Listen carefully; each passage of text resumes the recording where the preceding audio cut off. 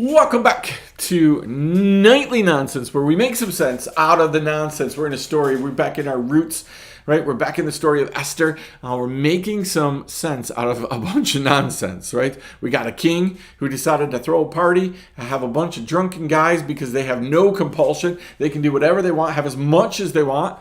Those drunken guys are sitting around waiting for the king's queen, who happens to be pleasant to look at, right? To come and stand before them in all of her beauty, and they can just all gawk and admire. Now, you know that's not what a bunch of guys are going to do with a beautiful woman, right? So, again, the king has set it up, and Queen Vashti is supposed to just show up. She's supposed to show up, but she says no, and she refuses. Right? What happens when people refuse to just show up for whatever it is you've decided you want, right? What happens when you're put in charge? Do you treat it as no compulsion? There are no parameters. I can do whatever I want, however I want, whenever I want. What happens when people tell you no? Well, here's the problem. The king got very, very angry, right? And so they look into the law. What happens? What happens when somebody says no? Well, it can't be just somebody said no and we look and wait until we're sober and go, maybe they should have said no. Nope. Instead, in the middle of our drunkenness and in our anger, we start going to the law. Let me stop right there. Do you know how many times this happens? In the middle of people's anger, where God says don't sin in your anger. But in the middle of people's anger at church and disappointment and frustration and delusionment and all these things, we literally start trying to go to the Bible and make sense out of the nonsense.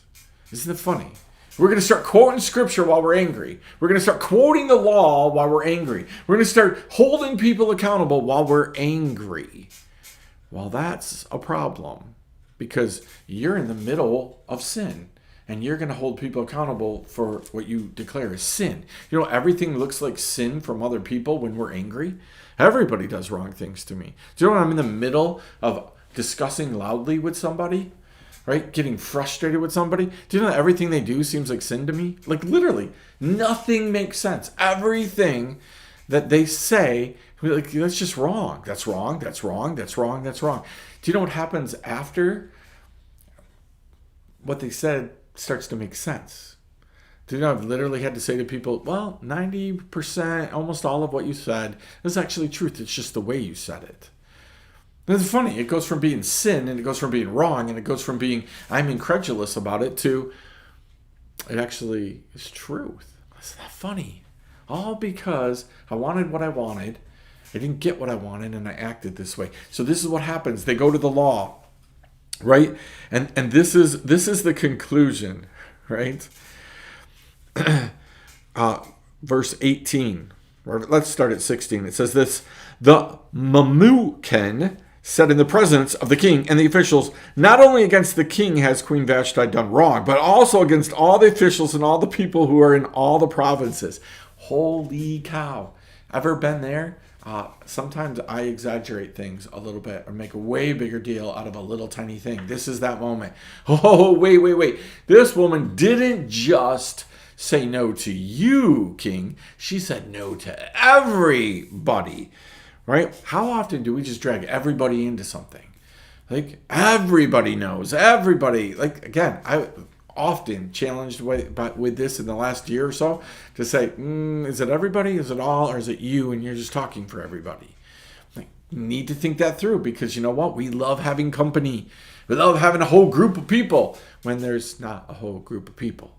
Right? We love that. We love the power of that. Everybody thinks, right? So this is what he says. She didn't just sin against you. She didn't just do this against you. She did it against all of us. And here's the real problem. Right? It says this: causing them to look, for the queen's behavior will be made known to all. Right? All the women caused them to look at their husbands with contempt, since they will say, the king commanded the queen to be brought before him, and she did not come. This very day, the noble women of Persia and Media who have heard of the queen's behavior will say the same to all the king's officials, and their contempt in wrath will be in plenty. If it pleases the king, let a royal order go out from him, and let it be written among the laws of the Persians and the Medes, so that it may not be repealed, that Vashti is never again to come before the king. You understand, right? This is all in drunkenness. This makes sense to these guys. This makes sense to a bunch of people, right? Who have been allowed to have no compulsion. They've been able to do whatever they want to do.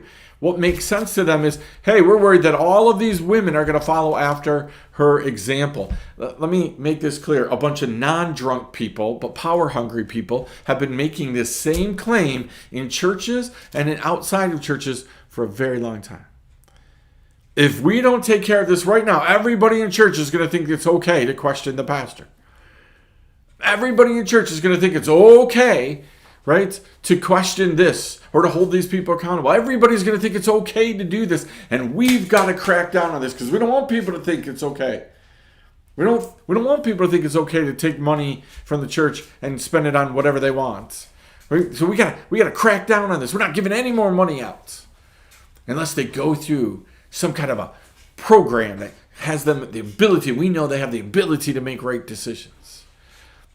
You know, some of the worst financial people in the world are accountants. You know why I know that's true? Because my degree is in accounting, and I'm not really great with finances, right? So this is a problem. This is a big problem, right? So this makes sense to people because here's what happens, right?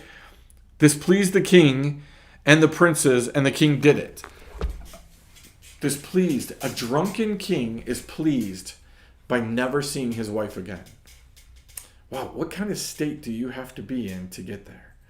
But yet, you know what? I've seen arguments, probably been in arguments, where words like that are really close to what we say to each other.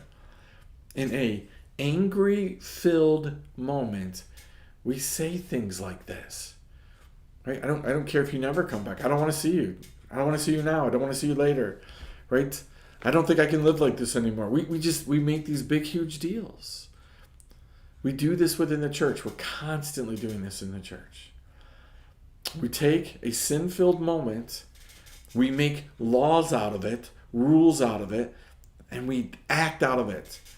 That's why God says, do not sin in your anger.